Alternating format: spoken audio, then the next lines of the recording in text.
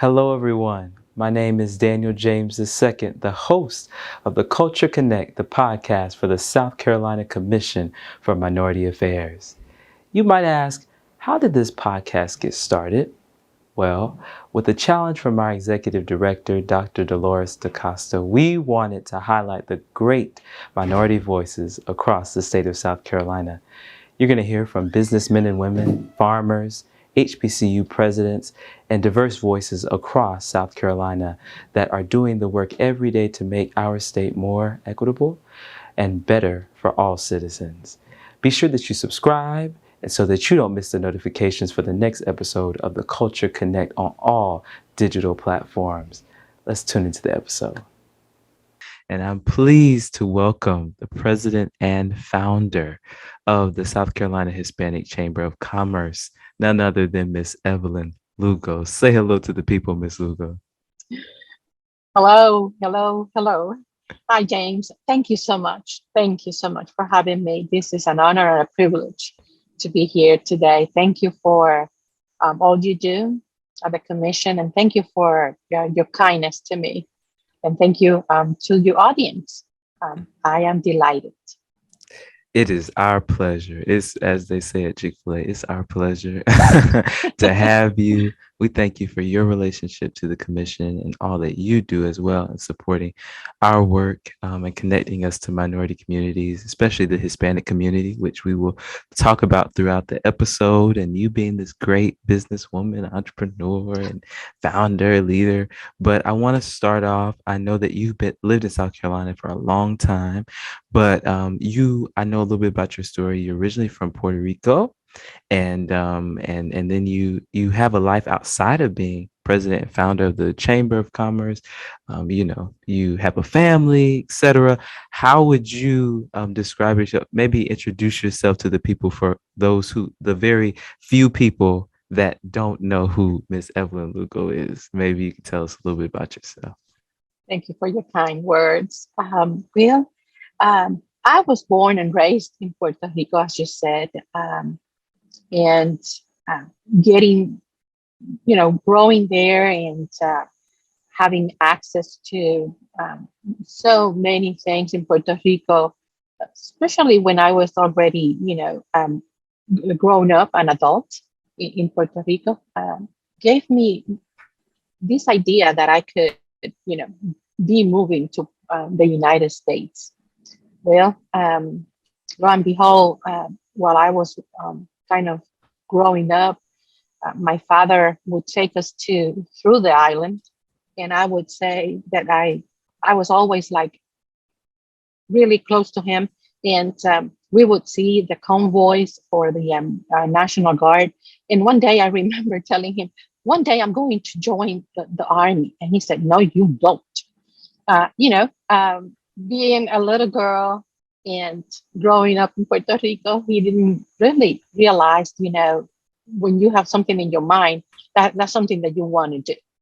And lo and behold, I did. I joined the Puerto Rico Army National Guard many, many years later. And of course, meanwhile, after that, I met my husband, then came to have two kids, always looking for something for them. I I joined our ministry back in Puerto Rico. It was an English ministry, knowing that English was important for you in my life was important, and I wanted that for my kids as well. So they grew up in an English environment, but the Spanish as well, loving both, and I continue to go through my life, having exposure to uh, a little bit of business. We tried something in Puerto Rico, it didn't work. Down the road, the ministry offered me the position of manager for the bookstore, and and it was nothing. I mean, they didn't have anything, so it was from the ground up. I had the opportunity to do that, and I think that gave me more opportunities to really have access to what is to have a business. And along the way, of course, we knew that we wanted to go to the States, that we wanted to move. And the opportunity came when my um, oldest came to Bob Jones University. 2 days after he was here, he said, "Mom, I need you here. It's enough of the dorms." And he was missing my food, of course. And we came, and my youngest was like going into 10th grade, and he clicked already. I mean, he clicked immediately because he knew the language, and he didn't have any problems really in doing that. And now I have two grown ups, two businessmen. They have their own businesses, and here I am. I mean, trying to contribute to the economy and to the social kind of part of what is South Carolina, which is our home, and we call it home, and it will be home forever. Home forever. That's absolutely beautiful. I love the way in which you're passing that ability to uh, that entrepreneurial hand or inclination as a businesswoman yourself to your sons. I think that's pretty awesome, and it's all about generations. Recently had a conversation on the podcast about that same idea of what it means to pass it forward. I think, in particular, in minority communities, we want to make sure that we keep these enterprises going because we already are so underrepresented in a lot of areas.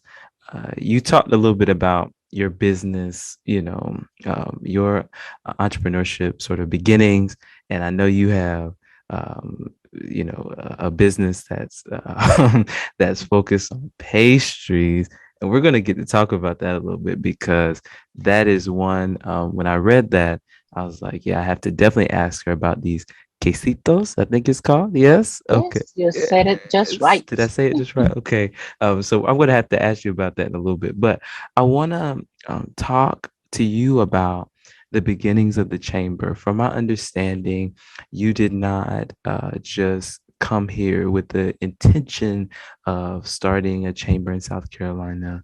You were, from my understanding, working for a credit card processing company, and but you saw some things, you witnessed some things that moved your heart, and particularly it moved you towards realizing the struggles that brown or Hispanic, people go through it. And I guess probably also black and brown people go through when it comes to lending and receiving money towards helping start a business or grow a business. And that sort of moved you to realize, okay, this chamber might be necessary. Talk a little bit about that journey toward founding the chamber. I believe it's in 2006. Talk a little bit about that. Yeah, well, I came here in 2006. Okay. By 2007, I was working with this company, as you said, Merchant Services. And I came in really not to cater to the Hispanics. Although I was bilingual, they knew it. But I think that along the way, they realized, okay, she knows Spanish and she can help us in getting into the community, which they were trying. But the language barrier was really difficult. Yeah, and I said, of course, I'll try. And then they handed me some numbers, and I started calling. And lo and behold, there was problems with merchant services, and the people not understanding in what kind of contracts they were in. There was a case that we have a business owner that had an ATM machine that never used, but had to pay along the way $6,000. And we try to help and to understand the merchant services. I mean, it's really kind of cumbersome because it's a not regulated kind of industry, and the contracts are awful.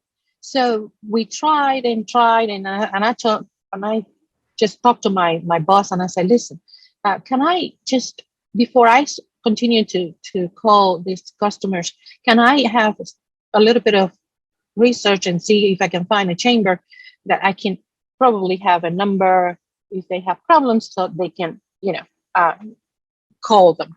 Well, long story short, I couldn't find a chamber in Hispanic chamber. I mean, I found everybody else. I found Greenville, I found Charleston, I found Columbia, I found Malden. I mean, I found everybody, but not a Hispanic chamber or a Hispanic program in that time. And I said, this is awkward. And I started kind of then digging a little bit more. And then I found the U.S. Hispanic Chamber of Commerce in Washington. And in the same call, Leo told me, do you want to start a chamber? And I said, excuse me, that I want to start a chamber, but you don't know me. And he says, well, really, it's not that hard. We have a kit on how to start a chamber. And that puzzled me. And I said, oh, I'm not sure. And he said, well, I can send it to you. You don't have to do it. Just read it through and see if you can maybe, you know, take a shot at it. And I said, okay, that's fine. Well, rest is history. And you know what I did. Knowingly or not knowingly, I got into this. But let me tell you, it has been very, very gratifying. And it was a need. We needed something like this. And along the way, it has proven that people needed some kind of connection and to really close that gap, especially with the language and understanding the the system, which is not it's not really too difficult, but sometimes you need guidance. So that's why we're here, and hopefully we will be here for the long run. I know you will be. I know you will be here for the long run. South Carolina definitely needs you. What I'm hearing through your story is really about the level of initiative it takes to, um, and that may be just because you're a business owner, you're used to starting stuff. But I think that initiative is very powerful. And I believe I told you this, but I think that your journey represents that. I think of a problem solver, looking and seeing a gap in resources or a need that a community has and filling it. And I definitely think in today's world, we need more problem solvers. Now, I'm reminded of a question I asked Dr. DaCosta when I talked to her in her episode, and I'd like to ask you the same one. It's really about, being a leader and still having so much to learn. And we talked about leaders being learners. And I want to ask you about, I'm sure there was some level of, initiation, inspiration that came from your roots. Talk a little bit about who did you learn from, if that makes sense. Who are your mentors? Who are the people that you look up to, Miss Lugo? Yeah, I think that in the personal area, he would be my father. Um, he was a real kind of humble man, but at the same time, although he didn't have too much education, my goodness, he was so wise, and I think that he was my inspiration. He was always say, Evelyn, when you get into, we'll say, not trouble, but really when you do mistakes, when you do things that you didn't know, or you just that you just messed up. One thing that you have to do is to acknowledge. You acknowledge what you have done, and then confront yourself and say, okay, I did this. This is wrong. I have to amend, and then make it right. And then say that you are not going to do it again. So that's a basic kind of thing. When you look at religion, of course, and that's the basics, right? Recognizing that you are a sinner and that you have to repent and come to amends in your life. And if you have morals, you have to really live by those things. You have to admit that you were wrong. And when you do, you will ask for forgiveness. But then it doesn't stop there. Then you have to really make amends and make it right. Because I mean, it's so easy to ask. Maybe I mean, for some people, it's not. It's easy to ask for forgiveness or to admit error, but then it's difficult to do amends. And that's something that I think it's stick with me for all my life. But of course, along the way, I had so many that have come to know, and especially in my uh, path through the chamber, so many good friends and people that are so, I mean, so humble, but at the same time, they are making such an impact in the community, and so much people that I have to look up to, and that they have helped me in my journey. That's a powerful story, and I think also just a powerful set of lessons to have a father to teach you that to not be prideful, to realize that sometimes you don't have all the knowledge or all the answers, and you may approach Mhm. something in a way that hurts or harms other people. So I think that's powerful, Ms. Lugo, and I think that just represents type of great people that you had to pour into your life. Um, I want to then ask you then because you talk about before we get to sort of the nitty gritty of the chamber and its impact on Hispanic communities and people of color communities, I want to ask you about because you talk about this idea of like making amends, making it right. That all is related to this concept of relationships, maintaining good relationships, good healthy partners. And let's be honest, you as founder of a chamber, you have to work with people a lot. Let's be honest. And Mhm. so how have you been able to cultivate good relationship with community partners in Greenville throughout the state of South Carolina? Even though you're in the upstate, you work for the whole state. So how have you been able to cultivate authentic, good relationships that are not just you give me this, I give you that, or here's your benefit, but like people creating relationships with people that have a vested interest in seeing Hispanic business owners do well. If that makes Yeah, sense. of course. I mean, one of the things that I always do is kind of a little bit of research about the organization or the people that are in that organization. And that's something that it have helped me a lot.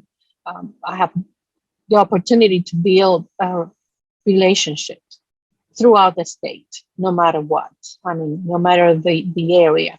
Um, and I think it's about respect and what is that the other organization brings to the table and what is that they've been doing, recognizing that they were here first. And not to say that we would not have the opportunity, right, to serve, but really is to be mindful that there are leaders out there that you can really um, learn from. So many organizations that I have a relationship with, but one always kind of stand up to me because of the way I've seen them kind of growing in that organization's process. At the beginning, they were doing this grassroots um, work in the health realm, right? But coming really in contact with the grassroots give you the opportunity to see how much they need other resources. So Pasos has have grown up exponentially, and what I right now what we have the relationship that we have is that we kind of help each other to uh, um, really to share what each organization has. For instance, Pasos is about health and helping people get connected with to health, the industry, and then the chamber is to business. So the other day, I had the opportunity to talk to more than 20 people of Pasos around the state, and that's giving us the opportunity to, of course, share with them what the chamber has, and of course, I can learn about what is that they're doing, and it's amazing the work that they do, the leadership is there, and I trust them. So it's building that trust with the organizations and respecting and have the trust that you need to do that. It takes time. It takes It time to does. cultivate those good relationships, and It does. you have to be patient. Trust may not come overnight. I love what you talked about knowledge sharing because that's really the key. Oftentimes it's not. Sometimes the resources aren't there, but sometimes a lot of times it's not that the resources aren't there for. In this case, I may be Hispanic business owners. It's really that we fail to share the knowledge to them about what's available to them, Mhm. and that can Yep. be said of so many other communities as well. I'm thankful to have Mr. Yvonne here at the commission. He's of course the Latinx and Hispanic head, and he makes sure that he does a lot of that great work. Speaking of the agency now, here at CMA, we of course we want to connect minority communities to resources through advocacy, and that's why we consider Hispanic Chamber of Commerce a partner because that's what we want to do. I want to ask you a little bit about just the nature of the chamber. Um, what are the benefits? And I talked to you about this really of being a nonprofit org. One of the types of you guys are a 501c3, but well, you're actually 501c6, as you said, which tell us the difference about how that what is that what are the benefits of that and how that enables you to operate. Someone might be out there just not understanding what a chamber of commerce functioning as a nonprofit, as a 501c6 or c3, what does that enable or free you to do for people? Yeah, these are really IRS kind of, um, um, I would say, designations, right? Um, Sometimes you can think about why a chamber is a not for profit, but that's the way the code will see a chamber. So a chamber goes into the 501c6. So it's 501c and then the number six. Continues to be a not for profit, but whatever you give to or donate to that organization is more or less you can have ask for a credit when you file your taxes. But we have a foundation which is a 501c3, which is the more common and known or not-for-profit organizations that are out there, foundations. And those are the 501c3. That's why we have one, because most of our donors and people that wants to invest in our organization would like to see, a 501c3, which gives them a higher kind of level of credit for them. And that's why we have it. So it's a difference, but it's always an advantage for you to look at not for profit organizations, and especially those that have the designation as a 501c3. It's always good. Okay. Thank you for clarifying that. That's good. That's just that's extra. My generation might call that free game. I guess just free information, free free knowledge sharing. Now, again, getting back to those resources, connecting minority communities with resources through advocacy. Now, you talked about language and sometimes you know amongst the community of Hispanic business owners, it's possible that English is not everybody's first language, which is should not be an indictment or something that keeps people from doing well in South Carolina. How have you successfully been able to navigate that for people for whom English is not their first language? What resources do they have? And just that is something that is so vital to do, even if it's through cumbersome paperwork. Like how have you been able to streamline or really connecting with resources that can aid them in that area too? I think that's critical. Yes, the chamber always, from the beginning, we knew that language was a barrier, and That's why we developed the Entrepreneur Empowerment Series in Spanish. Um, right now, we are certified to do it in Spanish and in English. We use a national curriculum that is called Next Level, and that's the one that we have been using for all these years. And access to capital is the same. What we're trying to do is to connect people with resources that will have at least some basics in Spanish, but at the same time, we recognize that it is needed for you to learn the language. Terminology is very important in the financial arena. You know, when they talk about the balance sheet, the profit and loss, and other reports that comes out of your business, I mean, it is important to know that the interest here.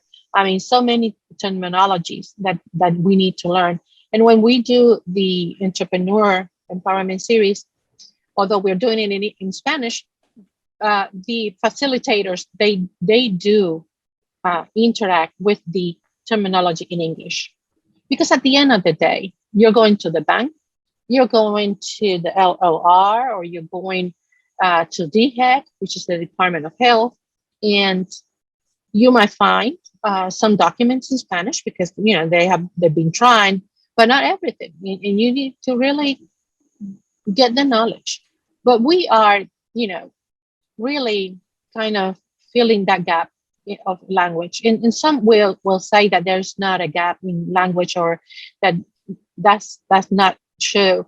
But let me tell you, I talk to people every day, and I know that that's for a fact that language is a barrier. I mean, we have other barriers, of course, but language is the I think number one, because you need to understand, especially if you're in business, you need to understand what is needed. So the chamber is here to close that gap, and we're doing it through education and access to resources. Mhm. And it seems like through that, it's really the interest. It's not the interest of whoever they're, maybe asking to provide like a loan or resources to grant opportunity. It's really about protecting the business owners themselves, because they could talk all over their heads and, or deny them, and they don't know the reason why. I mean, just so many other things. So it really is about protecting them, because we do have their best interests, their interest, or you have their best interests, I'm sure, at heart. And that's a beautiful thing. You mentioned access to capital now, and I read an article where you talked about access to capital being another barrier, right? We talk about barriers today. So, and that being critical to starting and growing Hispanic businesses and business owners. We have a small minority owned business manager, smaller minority business manager here, Dr. Anthony Brockington, and he often mentions the same issue exists in the African American Black community in South Carolina. Similar issue, access to capital is critical. Now, when you say capital, right, people think cash, money, but capital is a lot more expansive than just that. So talk a little bit about what you mean when you say access to capital, and then what are you all doing to close the capital access gap? Yeah, well, access to capital, is across the board in the minority kind of realm, right? You know that you said it already. So, and it's really hard sometimes to kind of explain why is it that our community, our people, they don't see access to capital especially when they are in business, the way it should be. Like having debt in your business is good. So when you try to teach someone that debt, in a sense, is good for your business, I mean, that will blow their mind. And because our people would, rather than go into debt, they will, ask friends and family for money to start a business, or they will save money.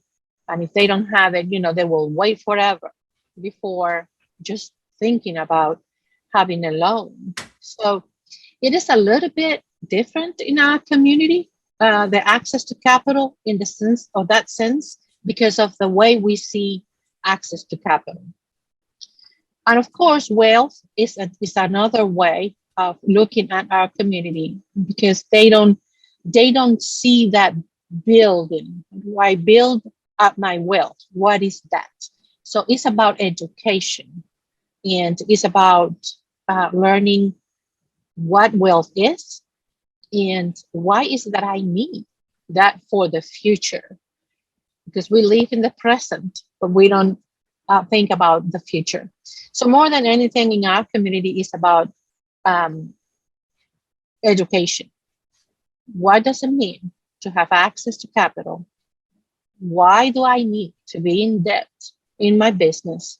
And how will benefit me, short and long run.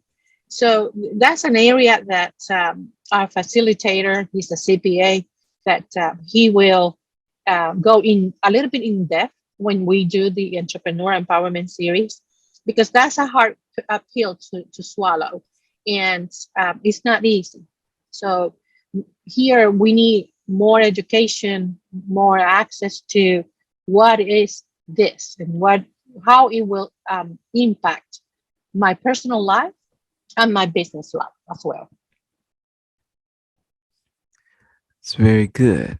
Um, you know, and it is a reality. I think fear, really education does a lot to mitigate that fear. I think the truth is that when it comes to like lending and borrowing or even debt, like a lot of that accruing debt is fearful because we've seen how it can go wrong, how it can lead to generations of generations of poverty sometimes because the debt is, it's a reality for us. So I think that's one part of it. I think you've addressed that well now. And but I think that's just a reality that we have to face. And then what about closing? I guess closing the the gap itself. Like, what needs to be done? I guess in South Carolina to make sure that we do that. Other than yeah, Yeah, well, this is a long run kind of situation. It's about really generations. And when you look at what we have around us, like, Georgia and even North Carolina, I mean, not to talk about Florida, right? Where you have a community that is already kind of acculturated and, that they get it, right? Because it's generational. And this is something that will pass for years. When you look at South Carolina and how young our Hispanic are here, then you realize that we have a long way to go. And again, for me, it's about education. And I'm not talking about 4 years of college or whatever, right? Or a PhD. It's about knowledge. It's about knowing. It's about looking for information that I need. When COVID hit, I mean, that was an eye opening for so many, but for us was more.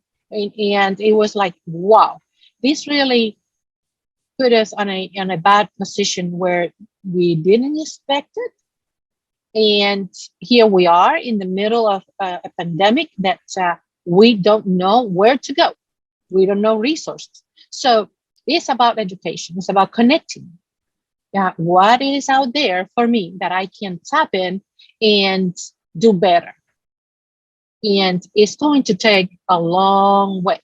Um, you look at Georgia and the Hispanic Chamber there, it took them 10 or 12 years to really get to a certain level of impact and trust.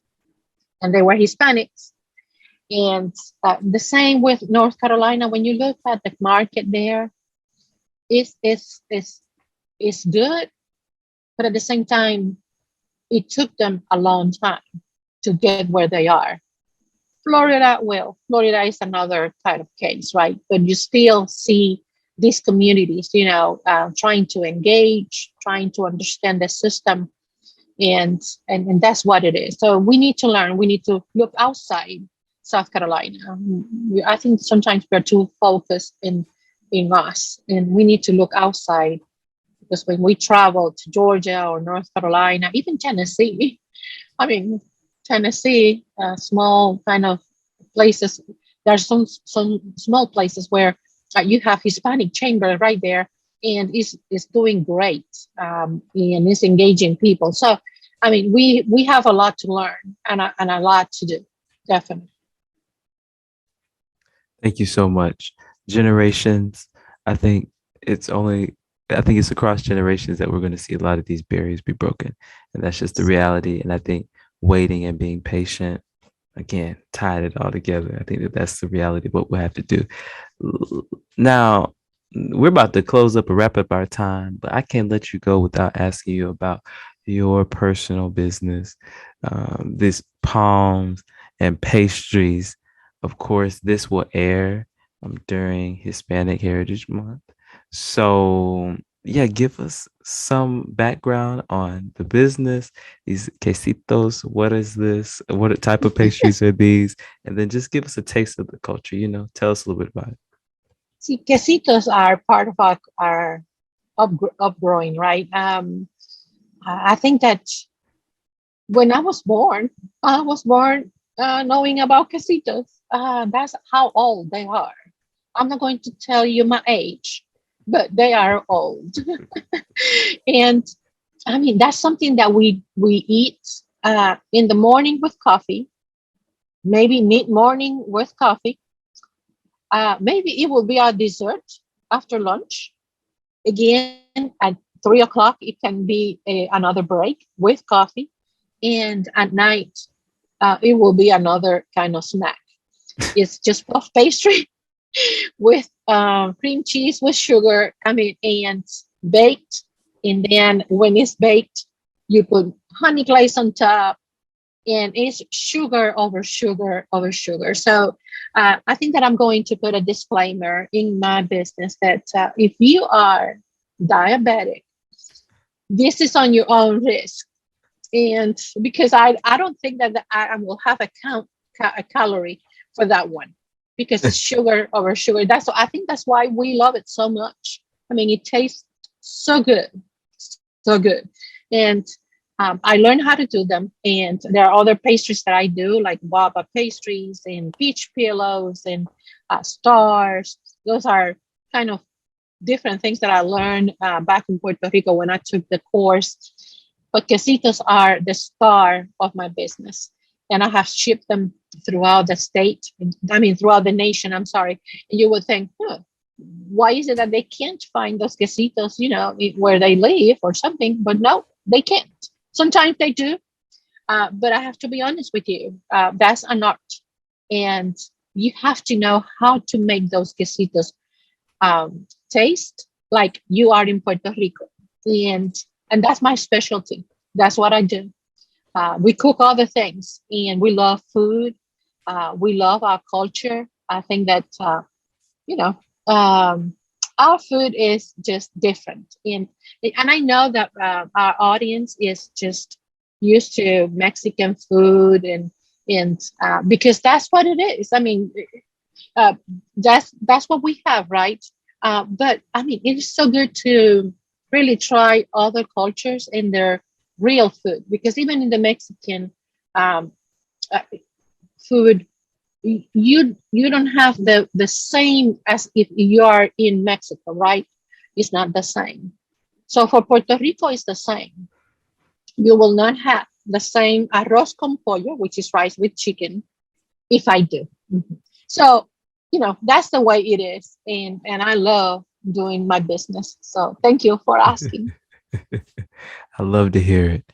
Listen, the last thing I want to ask you is, people don't know you're a two-time cancer survivor. Mhm. People don't know the many just natural and personal challenges you've had. And you keep persevering. What is it that keeps you going amidst all of life's challenges? You know, you talked about repentance, so maybe it's your faith in God. You know, what is it that keeps you going? Yeah, faith is key, of course, and it's always tested, right? Because we are not really we're not perfect, and we will never be. But the cancer, I think, is something that came to my life because God was preparing me for something, and I know that it was for this. It was to realize that I would be in a position to serve people.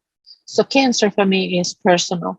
When I started here in 2008 working for the American Cancer Society, that really opened a complete. I mean, um, I can't really share with you all the things that I learned from people that had cancer. And, it's not about you.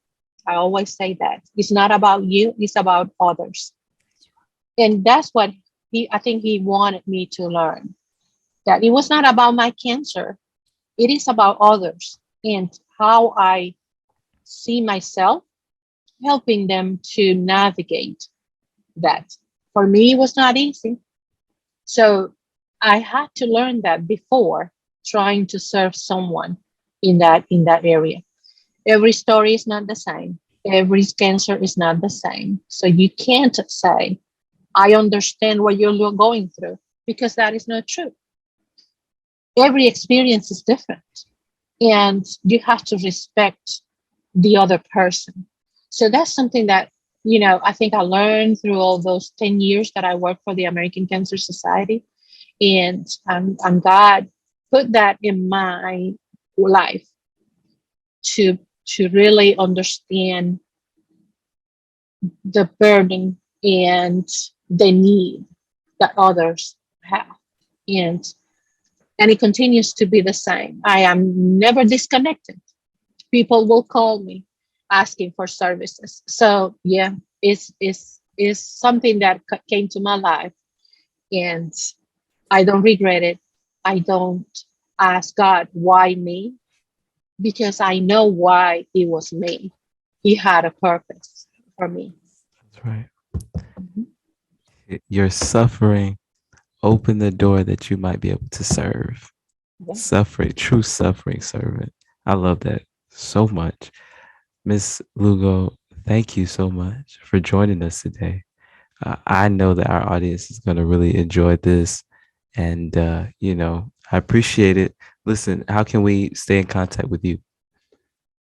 Well, my number is public. It's you can call me anytime. My number is 864-643-7261, and I'm always kind of either on the phone or in the email or doing things like this. So yeah, I'm always busy, always busy. So yeah, but and I always say, Google me. If you go to Google and you Google me, you'll find me, because there's no private lives anymore. Thank you so much, Miss Lugo. And make sure that you guys keep following the great work that she's doing. Until next time, everybody. Did you enjoy the episode? I hope you did. Be sure that you subscribe to our YouTube channel and connect with us on all digital platforms so you don't miss the next episode of the Culture Connect. We'll see you next time, everybody. At the South Carolina Commission for Minority Affairs, we believe the state's rich culture and history lies in the diversity of its people. Through research and relationships, cultural awareness, and increased opportunities, we're working to help all ethnic minorities achieve economic prosperity. Our network of community and state partners enables us to achieve more, which helps our communities to be stronger together. To learn how we serve you, visit cma.sc.gov.